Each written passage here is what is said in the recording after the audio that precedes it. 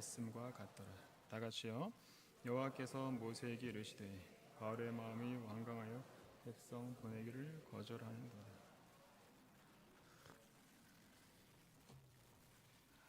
할렐루야. 네, 오늘은 완강함의 결과라는 제목으로 함께 말씀을 나누도록 하겠습니다. 다 아시겠지만 찰스 디킨스가 쓴 크리스마스 캐럴이라는 소설에 보면 스크루지라는 인물이 나오거든요. 스크루지는 처음부터 괴물이 아니었잖아요. 그저 어릴 때 그 상처가 깊게 자리하다 보니 훗날 돈을 더 사랑하는 사람이 됐고, 주변 사람을 이제 외면하고 가난한 자의 고통을 이제 무시하는 그런 삶을 살게 된 거거든요. 그런 삶이 이제 계속 반복이 되다 보니 마음이 점점 굳어지게 됐던 거죠. 그런 스크루지에게 세계의 영이 찾아오면서 스크루지의 인생을 이제 과거, 현재, 미래 이렇게 파노라마처럼 보여주지 않습니까? 쉽게 말해서 돌이킬 기회를 주기 위해서 찾아온 거죠. 세계의 영이 이제 찾아오지만 스크루지는 처음부터 쉽게 마음을 열지 않죠. 그러니까 처음에는 부정하고 귀찮아하고 두려워하면서도 끝까지 버티려고 하거든요. 그런데 마지막에 미래에 자기의 무덤을 보게 되었을 때 그제서야 이제 무너지는 겁니다. 내가 이렇게 살면 결국 죽음과 심판만 남는구나. 오늘 본문에 나오는 그 바로 왕도 똑같습니다. 하나님은 처음부터 막 무시막지한 그런 재앙을 내리신 게 아니잖아요.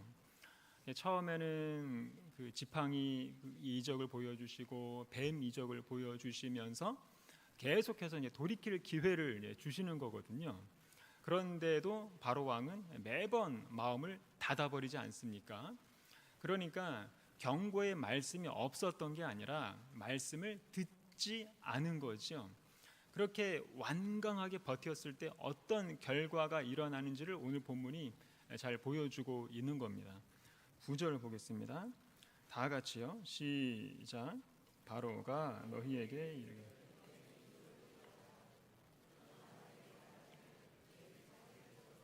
바로 앞에 던지라라. 그것이 뱀이 되리라.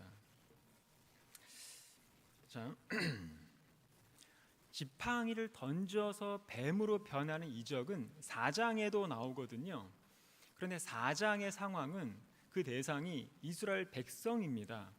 이스라엘 백성들이 모세를 믿지 않을 경우 모세를 믿게 만들기 위해서 필요한 이적이었던 겁니다. 그때는 쉽게 말해서 모세의 권위를 세우기 위해서 필요한 이적이었던 거죠.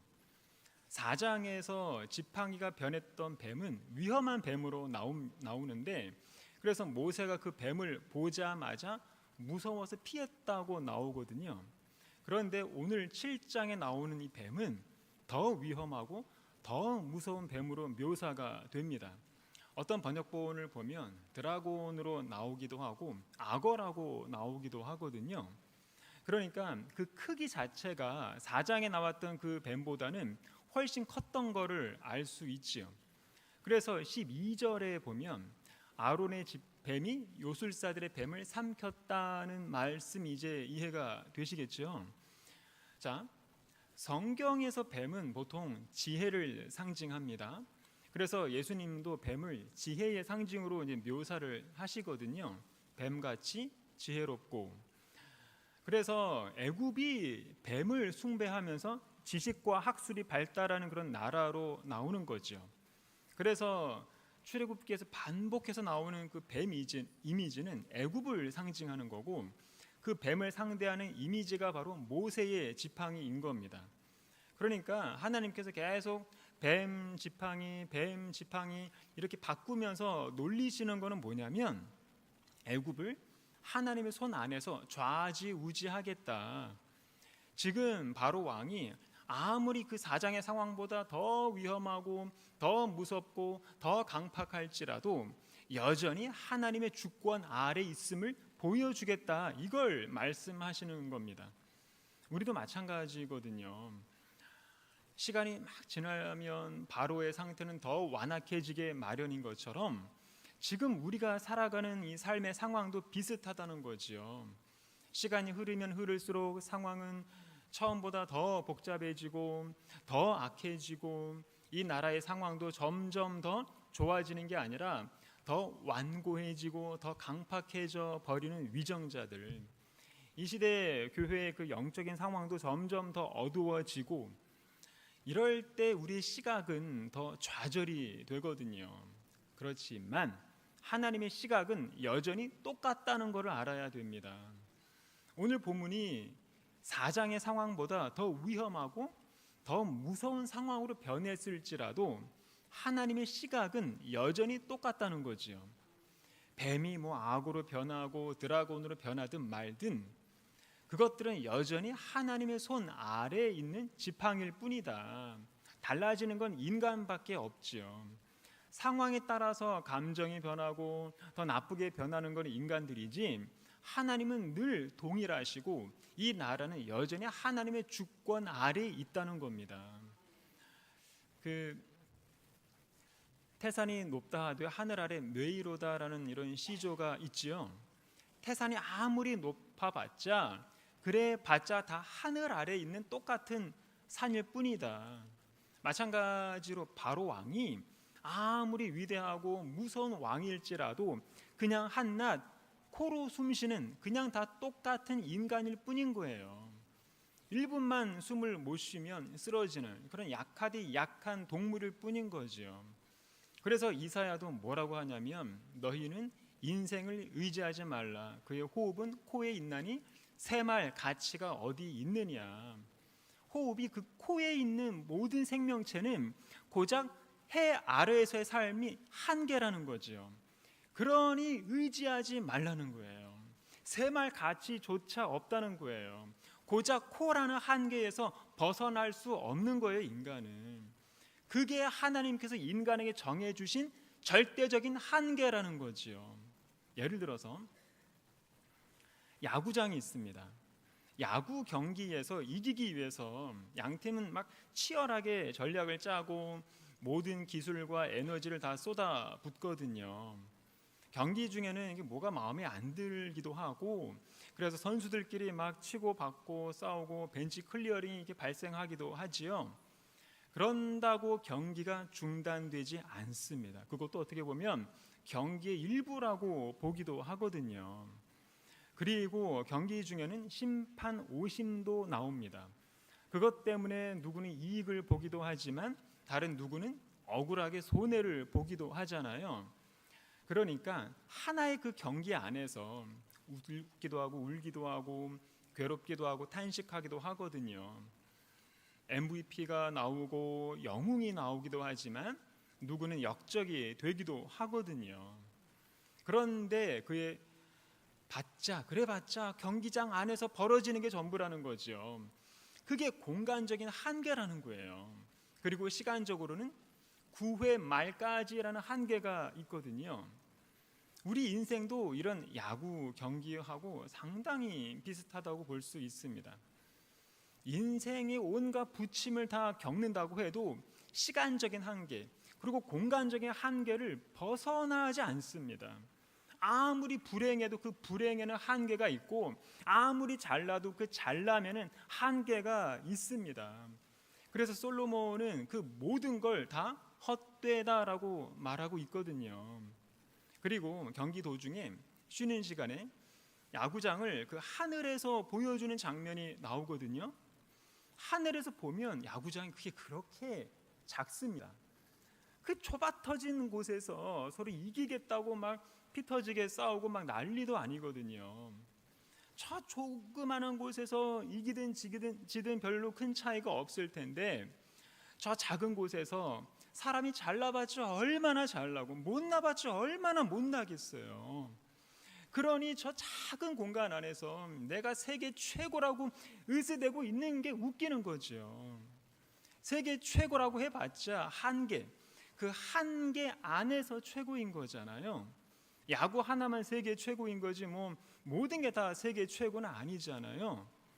그러니 전능자의 시각에서 볼 때 이게 얼마나 웃기냐는 거죠. 인간의 자랑이. 우리들의 인생도 똑같죠. 지금 사람들이 살아가는 이 인생이라는 경기를 보면서 때로는 승리하기도 하고 실패하기도 하죠. 때로는 치고받고 싸우기도 하고, 악한 사람들은 계속 반칙을 하면서 이익을 보기도 하고, 선한 사람들은 올곧게 살면서도 손해를 보기도 하지요. 때로는 다수의 힘으로 소수의 사람을 집단적으로 비판하면서 소외시키기도 합니다. 우리 주변에는 바로 왕처럼 돈 있고 힘 있는 그런 완악한 사람들은 점점 세력을 확장하고 있고, 이런 사람들 때문에 어떤 사람들은 야구방망이 한번 휘둘러 보지도 못하고 완패를 당하기도 하거든요. 그런데 이 모든 게 다 인생이라는 경기의 일부이고 재료라는 거예요. 전맹자의 시각에서 볼 때. 악한 사람들은 반칙을 하면서도 계속 형통하고 승승장구하고, 올바른 판단을 내려야 줘야 되는 심판들은 계속 악한 사람들 편에서 오심을 하고 있고, 이런 백을 믿고 강자들은 약자들을 더 계속 억압하고. 하지만 그런다고 해서 하나님은 이런 인생의 경기를 중단하지 않으신다는 거예요. 왜 그럴까요? 구회 말까지 기다리시는 겁니다. 인간들의 한계 시간까지 기다리신다는 거예요. 그게 하나님의 때, 하나님의 시간이거든요. 그런데 이 세상 사람들은 하나님의 시간표대로 살려고 하지 않지요. 정도를 걸어서는 성공할 수가 없기 때문에 계속 지름길을 찾고 편법과 반칙을 일삼는 거거든요. 그런데 우리는 절대로 거기에 편승해서는 안 되는 겁니다.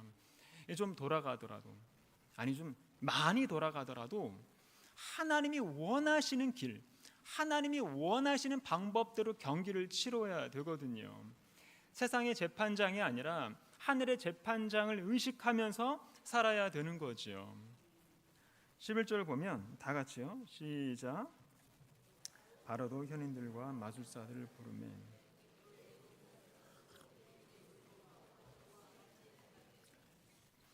바로도 현인들과 마술사들을 부르매 그랬는데, 바로도 불렀지요. 여기 보면 현인들, 마술사들, 요술사들이 나오는데, 그 당시 애굽은 세계 최강대국이었기 때문에 여기 나오는 현인들과 요술사들은 하여간에 세계 최고의 지성인들과 능력자들이 나왔을 거라고요. 그러니까 지금 바로 왕도 가만 보면 이 모세와 아론 앞에서 꿀리지 않으려고 꽤나 애를 쓰고 있는 것을 지금 알 수 있지요. 다 아시듯이 바로 왕의 참모들은 어리석은 사람들이 아니에요. 만만한 상대가 아니에요. 함부로 얕볼 수 없는 그런 능력 있는 존재들입니다.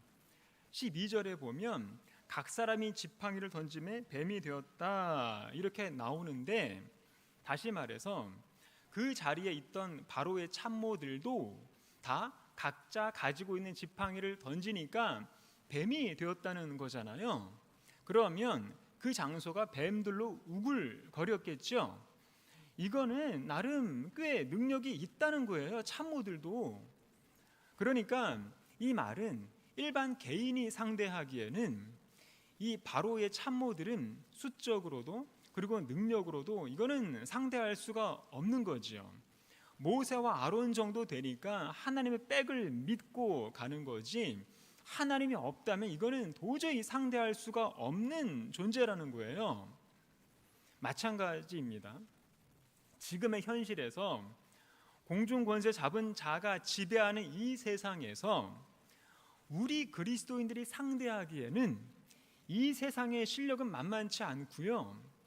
우리보다 뛰어난 건 인정을 해야 됩니다.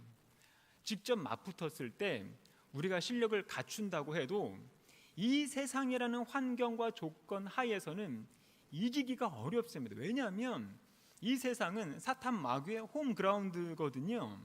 한마디로 세상 사람들은 자기들의 그 모든 이점을 다 가지고 있기 때문에 우리는 상대적으로 불리한 조건에서 출발하게 되는 거지요. 다시 말해서 세상의 그 권세 잡은 자들은 온갖 편법과 힘과 권력을 가지고 세상을 다스리기 때문에 그리스도의 가치관을 가지고 살아가는 우리가 세상의 능력 앞에 수평적으로 대등하게 맞설 수는 없습니다. 그러면 어떻게 해야 될까요? 우리가 저들을 이기기 위해서 우리도 세상의 환경과 그런 문화와 세상의 조건을 다 따라해야 될까요? 그거는 하나님의 자녀라고 할 수 없겠지요. 우리는 저들의 지팡이를 베끼는 게 아니라 하나님의 지팡이를 가지고 저들의 지팡이를 삼켜버려야 되는 겁니다. 쉽게 말해서 우리는 하나님이 없으면 이 세상에서 진짜 우리는 별 볼 일 없는 존재인 거예요. 그래서 하나님이 우리의 하나님이라는 사실, 이게 얼마나 큰 위로가 되는지, 얼마나 큰 자산이 되는지를 우리가 알아야 되는 겁니다. 13절을 보면 다 같이요, 시작. 그러나 바로의 마음이 완악.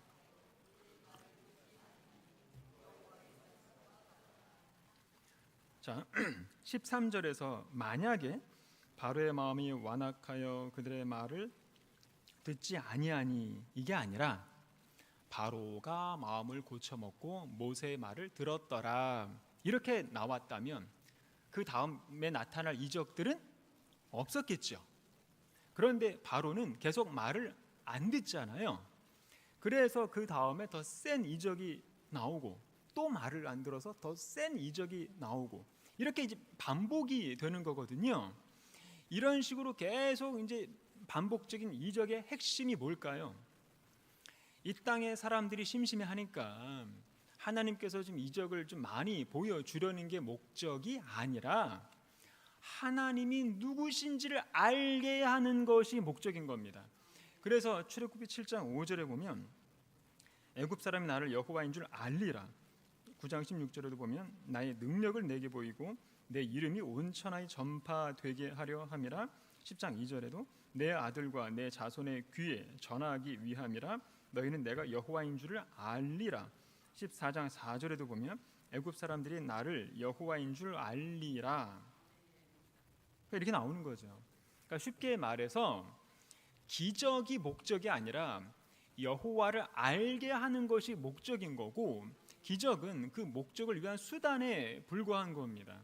그리고 한 가지를 더 덧붙인다면 출애굽기는 점진적인 그런 계시의 성격이 나타나거든요. 이를테면 처음에는 그 지팡이가 뱀이 되고, 그 다음에는 나일강이 피가 되고, 그 다음에는 개구리, 이, 파리, 가축의 떼죽음, 악성 종기, 메뚜기 재앙, 흑암 재앙, 장자의 죽음, 이렇게 점점 강도가 높아지잖아요. 이거는 하나님이 처음부터 가장 큰 심판을 먼저 내리신 것이 아니라 계속해서 회개의 기회를 주셨음에도 불구하고 바로가 거절했기 때문에 점차적으로 강해지는 거거든요. 그렇기 때문에 재앙의 점진성은 하나님의 그런 극적 연출이 아니라 하나님의 오래 참으심과 인간의 완악함이 만났을 때 나타나게 되는 필연적인 역사라는 사실을 성경이 지금 보여주고 있는 겁니다. 그래서 본문 14절에도 뭐라고 나오냐면 여호와께서 모세에게 이르시되 바로의 마음이 완강하여 백성 보내기를 거절하는도다. 마음이 완강하여, 이 말은 원어로 보면 납덩이와 같다 이렇게 나옵니다. 그래서 무겁고 둔한 상태, 이런 뜻인 거죠. 마음이 무겁고 둔하면 말씀의 의미가 잘 와닿지 않지요.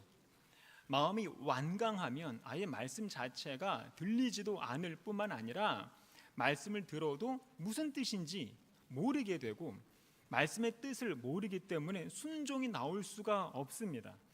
이게 바로 말씀에 둔한 사람들의 특징입니다. 말씀에는 둔하고 돈에는 민첩하고, 말씀에는 둔하고 세상의 시류에는 민감하고, 이게 다 마음이 완강한 사람들의 삶의 태도라고 할 수 있는 거죠. 14절에 마음이 완강하여 거절하는도다 그랬는데, 그래서 우리도 하나님의 말씀이 내 안에서 거절이 되고 있는 건 아닌지 심각하게 점검을 해야 됩니다. 설교 중에 완강한 사람들을 보면 쉽게 느끼거든요. 이게 지금 우리 중에는 없습니다. 어쨌거나 겉으로는 말씀을 이렇게 듣는 척을 해도 속에서는 강한 거부감을 가득 찬 거를 볼 수 있거든요. 가끔 눈빛에서 다 드러나죠. 그게 다 바로 왕처럼 마음이 완강한 모습일 수 있습니다. 마음이 완강한 사람들은 말씀에 둔하고, 그래서 속에서부터 막 이제 말씀을 거절하고 뭐 그렇습니다. 그래서 내 마음이 어떤지를 봐야 됩니다. 납덩이처럼 이렇게 무겁게 굳어져 있는 건 아닌지. 그런데 납덩이는 또 이게 열을 받으면 쉽게 녹잖아요. 그래서 납덩이처럼 굳어져서 이 완강한 사람들은 더 뜨겁게 기도하고 교회와 하나님을 사랑하면 이게 또 금방 회복이 되는, 잘 되는 특징이 있습니다. 그래서 기도 외에는 이런 류가 변할 수가 없는 거지요. 기도하지 않으면 완강한 상태는 계속되고, 계속 완강하면 계속 안 듣겠지요. 그래서 16절 뒤에 뭐라고 말씀을 하시냐면, 이제까지 내가 듣지 아니하도다. 언제까지고 계속 듣지 아니하는 상태가 돼버리는 겁니다. 그러면 진짜 그 이후의 삶은 이건 보나 마나가 돼요. 그렇기 때문에 동일한 말씀을 다른 사람들은 잘 듣고 잘 적용도 잘하는데 나는 왜 계속 말씀이 안 들릴까? 그런 분 계시면 심각하게 기도해야 됩니다. 정말 심각하게. 왜냐하면 말씀이 안 들리기 시작하는 건 징조거든요. 죄가 내 마음을 지배하기 직전에 나타나는 징조가 바로 말씀에 둔한 겁니다. 내가 말씀에 둔하다는 것은 내 마음이 지금 납덩이처럼 완강한 상태라는 사실을 인지하시기를 바랍니다. 16절입니다. 다 같이요. 시작. 그에게 이르기를 히브리 사람의 하나님,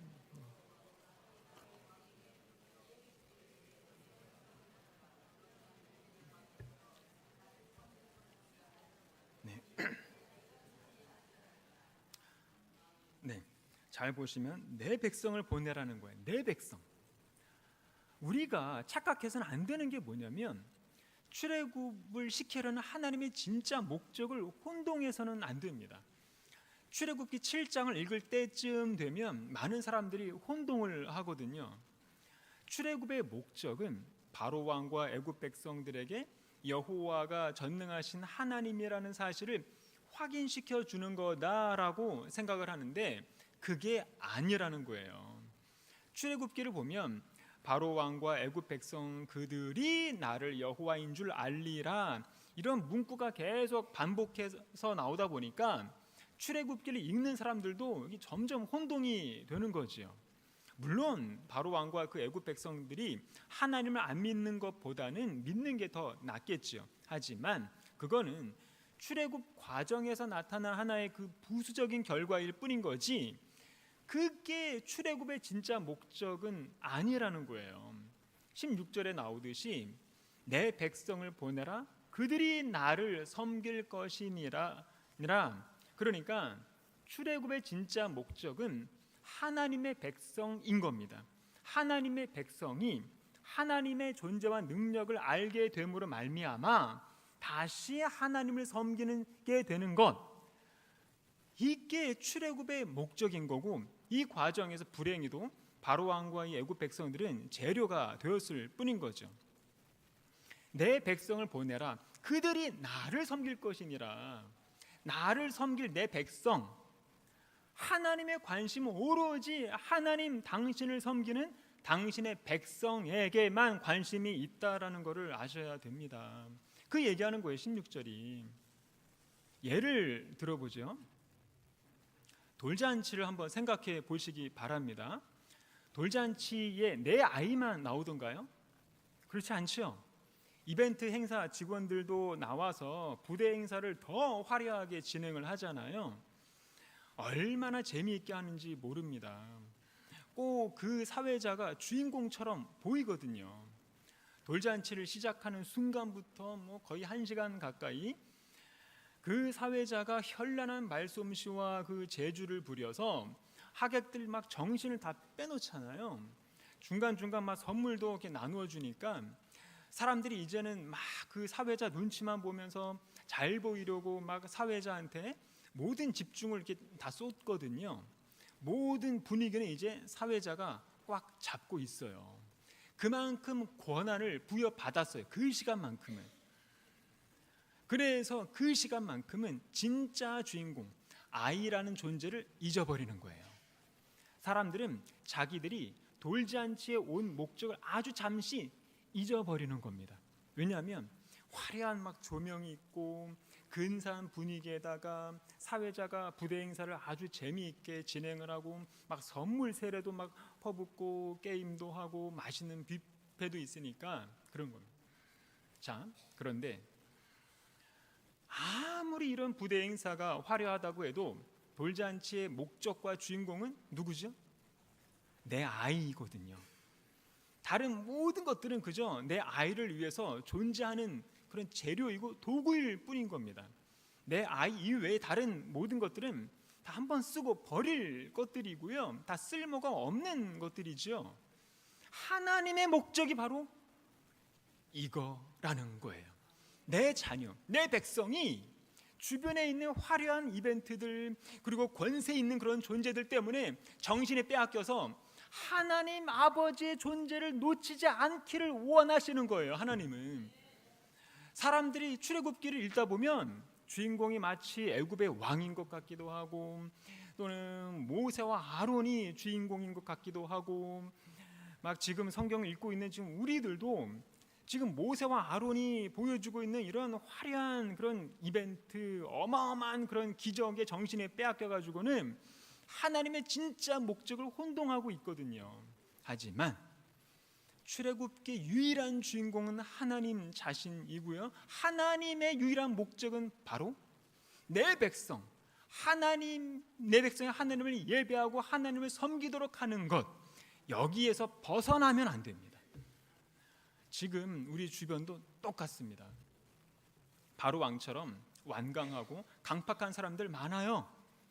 정의와 공의에 대해서 귀를 닫고 있는 그런 나라의 수많은 지도자들, 그리고 궁핍한 사람들의 탄식에 대해서 귀를 닫고 있는 상위 10%의 자산가들, 그리고 도움이 필요한 사람들의 그런 손길을 외면하는 그런 권력자들, 그리고 낮은 곳에 있는 사람들의 그런 소리를 외면하는 그런 공동체 리더들, 지금 뭐 이런 사람들이 막 세상을 다 가진 것처럼 보여요.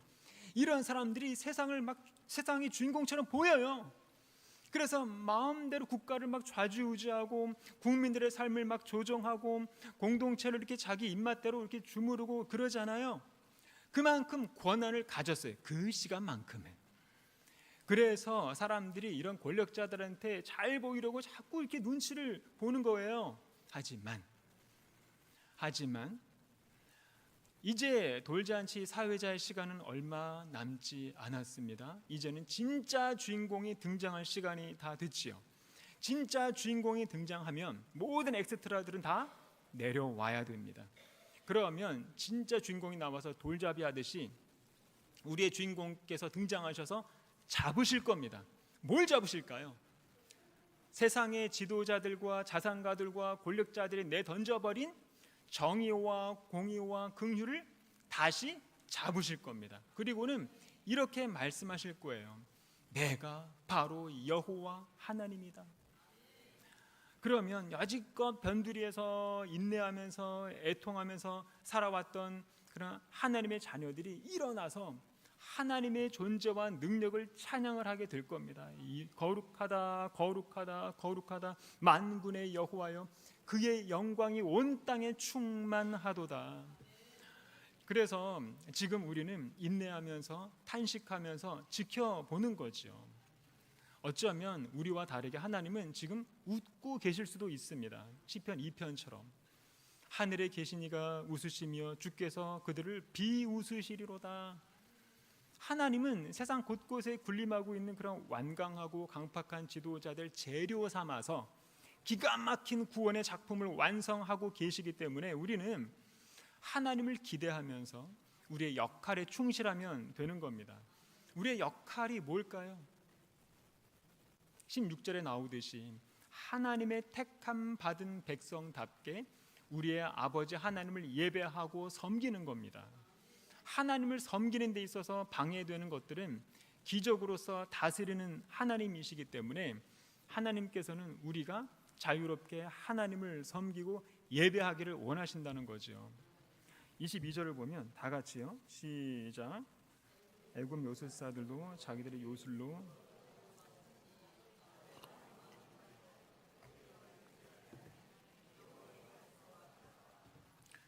애굽 요술사들도 자기들의 요술로 그와 같이 행함으로, 그와 같이 무슨 말이죠? 모세와 아론이 그 보여준 그 기적 그대로 똑같이 따라 했다는 거예요. 자, 아까도 말씀을 드렸듯이 바로 왕의 참모들은 대단한 학자들에다가 능력자들인 거는 맞죠. 인정해야 돼요. 모세와 아론 같은 사람들은 도저히 상대할 수 없는 그런 대단한 실력자들입니다. 그런데 이런 참모들도 보면 하나님의 능력을 보고 뭐 했죠? 흉내만 내는 수준이라는 거예요. 그와 같이. 자, 21절에서 모세와 아론이 나일강을 피로 오염을 시켰잖아요. 그러면 그 오염된 강물을 회복시킬 줄 알아야 진짜 훌륭한 능력이라고 할 수 있는 거잖아요. 그런데 그거는 못하고 자기들도 그와 같이 흉내내서 똑같이 나일강을 오염시키고 있는 거거든요. 그래 놓고 우리도 능력이 있다 으스대고 있는 꼴인 거죠. 한마디로 상황만 더 악화시키고 있는 겁니다. 이게 바로 세상이 가진 능력의 본질이라는 거예요. 전에도 말씀을 드렸듯이 세상도 능력은 있습니다. 그건 인정하자고요. 그런데 뭐라고 말씀을 드렸죠? 하나님의 능력은 회복의 능력이지만 세상 능력은 상황을 더 악화시키는 능력이다라는 거예요. 한번 보세요. 어르신들한테 5, 60년 전의 세상과 지금의 세상 중에서 언제가 더 살기 좋았냐고 물어보면 조금 못 먹고 배 곪고 해도 다들 옛날이 더 좋았다고 하시거든요. 왜 그런지 아세요? 그때는 세상이 너무 깨끗했으니까, 자연이 너무 아름다웠으니까, 그리고 남 모르는 사람과도 정을 주고받을 수 있었고, 인간미가 있었고, 따스함이 있었고, 여유가 있었고, 사람 냄새가 있었어요. 그런데 지금은 세상이 갈수록 더 부해지고 화려해지고 편리해지고 세련되기는 했는데 더 잔인한 세상이 되고 있거든요. 아니 무슨 가습기 한번 잘못 썼다고 15,000명이 죽어야 되고, 백화점이 무너지고 한강 다리가 무너지고 바다에서는 배가 뒤집히고 이태원에서 사람들이 깔려 죽고 길거리에서 찔려 죽고 불에 타 죽고 차에 치여서 죽고 비행기가 터져서 죽고, 아니 무슨 한번 사고 났다 하면 기본 수백 명씩 죽어요. 어떻게 된 게. 이게 다 정의와 공의를 버리고 오로지 세상의 능력만을 의지한 사람들의 그 비참한 결말이라는 거죠. 한마디로 세상의 능력은 회복의 능력이 아니라 상황을 더 악화시키는 능력이라는 사실을 아주 여실히 보여주고 있는 겁니다. 근본 원인이 있겠지요. 그게 뭘까요? 하나님을 버린 결과인 거잖아요. 하나님을 멀리한 대가를 지금 전 세계 곳곳에서 받고 있는 거잖아요. 그래서 예레미야도 뭐라고 합니까? 내 백성이 두 가지 악을 행하였나니 곧 그들이 생수의 근원되는 나를 버린 것과 스스로 웅덩이를 판 것인데 그것은 그물을 가두지 못할 터진 웅덩이들이니라. 하나님을 버린 것이 악이라는 거예요.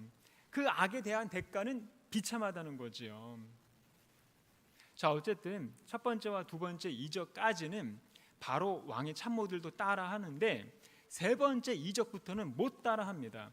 그래서 참모들도 이렇게 얘기를 하죠. 출애굽기 8장 19절 다 같이요. 시작. 요술사가 이렇게 말해요.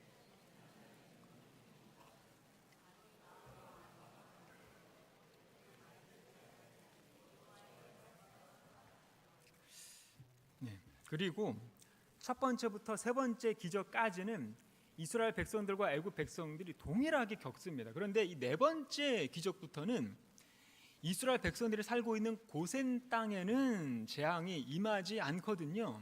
그걸 바로 왕이 직접 확인까지 하잖아요. 그러면 이거 진짜 하나님의 권능이 맞네, 이러면 좋았을 텐데 더 심하게 말을 듣지 않습니다.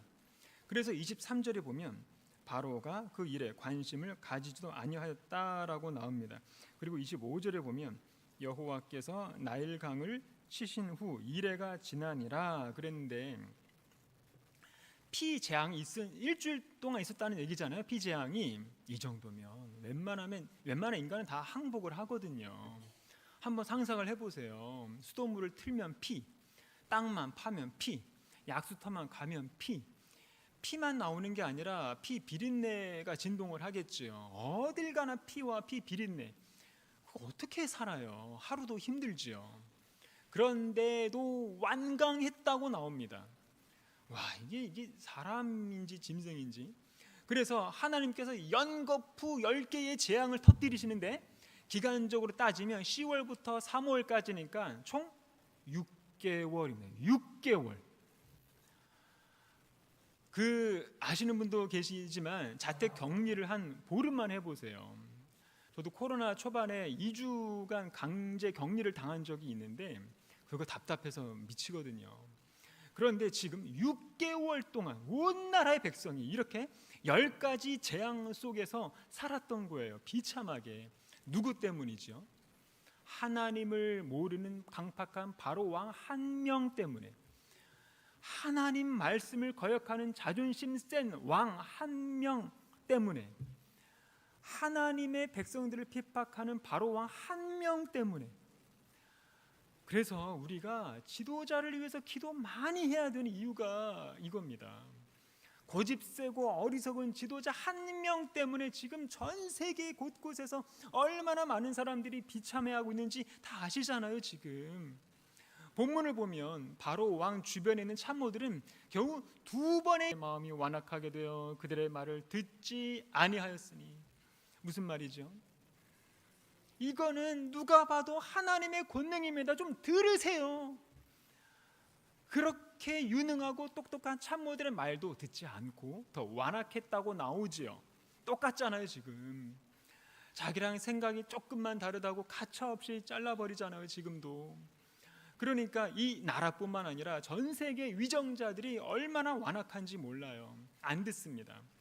유엔 앞에서, 그리고 각 나라의 대사관 앞에서 국민들과 지식인들이 아무리 외치고 외쳐도 그 말을 듣는 지도자를 보셨습니까? 얼마나 불통하고 교만하고 완악한지 몰라요. 지금 전 세계가 다 이런 흐름으로 가고 있거든요. 바로 왕처럼. 전쟁하지 말라고 시위하면 더 잡아가고, 약자들 탄압하지 마세요라고 하면 더 핍박을 하잖아요. 그리고 코로나 같은 전염병 재앙이라든가 큰 지진 등이 올 때마다 이거는 하나님의 권능입니다. 하나님의 심판입니다. 좀 들으세요 해도 아무도 안 듣고 안 보고 안 듣습니다. 근본 원인을 찾아서 회개할 생각을 전혀 안 하고 있잖아요. 이런 상황에서 누가 회개하고 있습니까? 회개를 선포하는 국가와 지도자가 있던가요? 회개 기도하기 위해서 모이는 정치인들 보셨나요? 아무도 없습니다. 그리스도인들 빼고. 그래서 코로나보다 몇십 배 더 강력한 전염병이 와도 사람들은 아마 더 안 듣고 더 완악할 겁니다. 바로 왕처럼. 그렇기 때문에 지금 전 세계에서 여러 많은 이적들과 재앙들이 왜 일어나고 있는 거고, 이런 것들이 하나님의 어떤 메시지를 담고 있는지를 살펴봐야 되는 거지요. 지금 보시면 바로 왕만 그런 게 아니라 하나님을 모르는 사람들은 계속해서 하나님을 거부하고 있고 계속 완강하고 강팍한 상태를 유지하고 있잖아요. 그러면 어쩔 수 없이 이런 이적들과 재앙들이 필요할 수밖에 없는 겁니다. 하나님의 입장에서는. 바로 왕이 언제 깨지냐면 버티다가 10번째 이적까지 가서야 깨지잖아요. 지금 전 세계 지도자들과 국민들도 보면 근 2, 3년 동안에 나타나는 그런 여러 종류의 재난들이 하나님의 재앙이라는 사실을 믿지 않거든요. 그래서 버티고 있는 거예요. 그런데 우리는 알잖아요. 강팍함을 버리고 자신을 낮추고 회개하고 돌아서서 하나님의 얼굴을 구하면 문제는 쉽게 해결된다는 사실을 우리는 믿거든요. 그런데 그렇지 않고 맨날 천문학적인 돈을 쓰면서 예방을 하고 온 나라의 국민이 아무리 애를 써도 전염병이나 지진 같은 그런 재앙들은 줄지 않잖아요. 그런데도 전혀 하나님께 돌아올 생각을 안 하거든요. 한번 생각해 보세요. 코로나 전염병이 사라진 이유가 국민들의 노력의 결과인가요? 그건 어디까지나 하나님의 자비이지요. 전염병의 칼을 휘두르고 있는 그 천사를 향해서 이제 그만 됐다라고 말씀하시는 하나님의 자비와 긍휼 때문에 전염병이 사라지는 거지, 절대 인간의 방법으로는 해결되지 않는다는 사실을 그렇게도 몰라요. 인간들은. 말씀을 맺겠습니다. 그 계시록을 보면 7인 재앙이 나옵니다. 이건 뭐냐면 인간성이 파괴되는 재앙이거든요. 그래서 사람들이 서로 미워하고 서로 죽이고 전쟁을 일으키게 되는 거지요. 이걸 통해서 하나님의 재앙의 메시지를 깨달아야 되는데 인간들은 회개하지 않는다고 나옵니다. 그래서 그 다음에 어떤 재앙이 나오냐면 7 나팔과 7 대접 재앙이 나옵니다. 환경이 파괴되는 재앙이지요. 그래서 토지, 강, 바다가 파괴되고 1월 성신이 이제 변화가 나타납니다. 천체가 이상하게 변하는 겁니다. 오존층이 파괴되고 피부암이 일상이 되는 거죠. 이걸 보면 딱 지금 이 시대가 성경의 예언대로 거의 완벽하게 일치되고 있거든요. 앞으로 예수님의 재림이 가까이 올수록 훨씬 더 심하게 나타나게 될 겁니다. 그런데도 불구하고 그렇게 당하면서도 사람들은 오히려 더 하나님을 회방하고 돌아오지 않는다고 나옵니다. 여전히 완강한 거예요. 바로 왕처럼. 계시록 16장 9절에 보면 사람들이 크게 태움에 태워진지라 이 재앙들을 행하는 권세를 가지신 하나님의 이름을 비방하며 또 회개하지 아니하고 주께 영광을 돌리지 아니하더라. 11절에 아픈 것과 종교로 말미암아 하늘의 하나님을 비방하고 그들의 행위를 회개하지 아니하더라. 그러니까 성경을 볼수록 기가 막힌 게 뭐냐면 지금 시대와 너무 똑같다는 거예요. 인간성이 어떻게 이렇게까지 말살이 되었을까? 재앙을 겪으면서도 어떻게 이렇게까지 회개하지 않고 돌아오지 않을까? 하나님을 욕하면서 끝까지 버티는 거예요. 끝까지.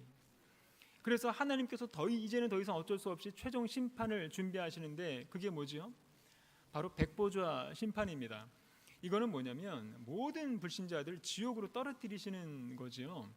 지난번에 말씀을 드렸듯이 바로 왕이 완강할수록 그 재앙의 위력은 배가가 되듯이 지금 사람들이 완강할수록 이런 재앙들은 더 무섭고 더 고통스럽게 배가가 돼서 나타나게 될 거다. 이거는 당연한 이치죠. 이게 바로 완강함의 결과인 거고 완강함의 결과가 바로 지금 오늘 이 시대의 모습이라는 거지요. 본문 16절에서 하나님은 이적의 목적을 언급을 하셨지요. 하나님께서는 당신의 백성들이 하나님을 잘 섬기기를 원하신다는 거예요. 그래서 내 백성을 보내도록 놔두라는 거예요. 이거는 하나님을 섬기지 않는 사람들뿐만 아니라 하나님 섬기는 것을 방해하는 우리 같은 사람들에게도 해당되는 그런 경고의 말씀입니다. 나를 섬기도록 보내라. 이 말은 자녀들을 하나님 섬기는 자리로 보내지 않는 것뿐만 아니라 하나님 섬기지 않는 상태로 방조하는 것도 하나님의 무서운 심판의 대상이 된다는 사실을 기억을 해야 됩니다. 그래서 아무쪼록 완강하지 말고 겸손의 자리로 돌아가서 회개하고 하나님 섬기는 삶을 멈추지 않는 저와 여러분이 되시기를 바랍니다. 기도하겠습니다. 이 시간 다 같이 말씀을 생각하면서 합심해서 기도하도록 하겠습니다. 오늘을 살아가는 우리의 마음이 말씀 앞에 완강하지 않게 해달라고, 그리고 말씀에 둔한 심령이 되지 않게 해주시고 어떤 외적인 압력 때문에 하나님을 섬기는 일이 중단되지 않게 해달라고, 그리고 말세의 지말의 때에 하나님의 재앙의 메시지를 깨닫고 그 앞에서 자신을 낮추고 속히 회개해서 하나님께 돌아오게 해달라고 다 같이 주여 한번 외치고 기도하도록 하겠습니다. 주여. 사랑과 은혜가 충만하신 하나님 아버지, 네, 감사를 드립니다. 말씀하신 하나님, 지금도 계속 말씀하신 하나님, 회개하고 돌아오라. 그래서 하나님을 인정하고 하나님께 영광을 돌리라고 지금도 말씀하신 하나님을 인정하고 세상 가득하기를 원하시는 하나님, 하나님을 알지 못한 죄를 용서하여 주시옵소서. 회개하지 않고 하나님께 돌아오지 않는 완악하고 강팍한 마음을 용서하여 주시옵소서.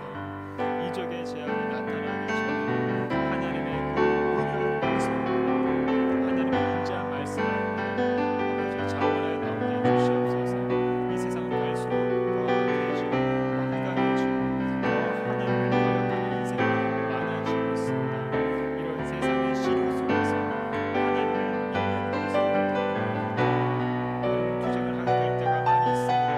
아버지, 상황이 불리하다는 걸 판단이 내려지게 되고 우리를 없이 교회를 떠나고 하나님을 멀리하면서 주시옵소서. 우리를 타협하지 않기를 원합니다. 세상의 그런 완강한 법에 좌절하지 않기를 원합니다. 세상의 그런 법에 흔들리지 않기를 원합니다. 종들의 마음을 굳세게 지켜주시옵소서. 믿음을 지켜나가도록 도와주시고 하나님을 바라보면서 예수 그리스도의 십자가를 붙들도록 지켜주시옵소서. 아무리 세상의 불가능하고 완악해진다고 할지라도 세상은 여전히 하나님의 통치와 주권 아래 있음을 인지하게 하시고 세상의 강함을 의지하지 말게 하시고 끝까지 하나님의 일하심을 인내하면서 기다리는 그런 믿음의 소유자들이 다 되게 해주시옵소서. 우리 아버지, 천체권자이신 하나님, 이 세상은 여전히 아버지 은혜권에 묶여지고 적에게 굽게하고 있는 그런 세상 재판정들의 그런 아버지 뿌리로 가득할지라도 하나님의 심판의 칼을 가신다 하셨습니다. 아버지, 현재 상황에 불하지 않게 해주시고 우리의 재판관들 앞에서 두려워하지 않게 하시고 아버지, 우리는 오직 하나님만을 두려워함으로 말미암아 하나님의 선한 길을 아버지 꿋꿋하게 걸어갈 수 있도록 인도하여 주시옵소서. 또 하나님, 우리의 날마다의 삶이 아버지를 사랑하는 순결한 믿음이 되도록 주시옵소서. 사랑과 은혜가 충만하신 하나님 아버지, 은혜에 감사를 드립니다. 하나님, 우리 안에 납덩이와 같이 완강한 마음이 혹여나 있다면 하나님을 더 뜨겁게 사랑하고 더 뜨겁게 모이고 더 뜨겁게 기도함으로 말미암아 완강함의 납덩이가 모두 녹아질 수 있도록 도와주시옵소서. 말씀하실 때 아멘으로 순종하게 하시고 내 안에서 말씀을 쳐내고자 하는 그런 고집스러운 자아가 내재되어 있다면 예수 그리스도의 보혈로 무너지게 해주시고 하나님의 선하심을 맛보아 알게 해주시옵소서. 오늘도 하나님의 선택받은 백성답게 살아가게 하시고 하나님의 백성답게 거룩하고 성결하게 살아가게 하시고 하나님 섬기는 자리를 지켜내도록 붙들어 주시옵소서. 이제 악한 존재들의 시간은 얼마 남지 않았습니다. 저 악한 지도자들의 마치 이 세상의 주인공인 양 교만했던 시간도 얼마 남지 않았다 하였습니다. 하나님의 때가 이를 때에 모든 억눌린 자들을 일으켜 세우시고 하나님의 나라와 의를 위해서 탄식하면서 살아왔던 모든 의인들의 억울함도 회복시켜 주실 하나님을 기대하면서 오늘도 인내하면서 나는 여호와라, 내가 바로 여호와라 선포하시는 그 하나님만을 자랑하면서 겸손한 십자가를 부끄러워하지 않는 모든 믿음의 승리자들이 다 되게 하여 주시옵소서. 예수님이면 충분합니다. 십자가면 충분합니다. 감사드리며 거룩하신 예수님의 이름으로 기도드립니다. 아멘.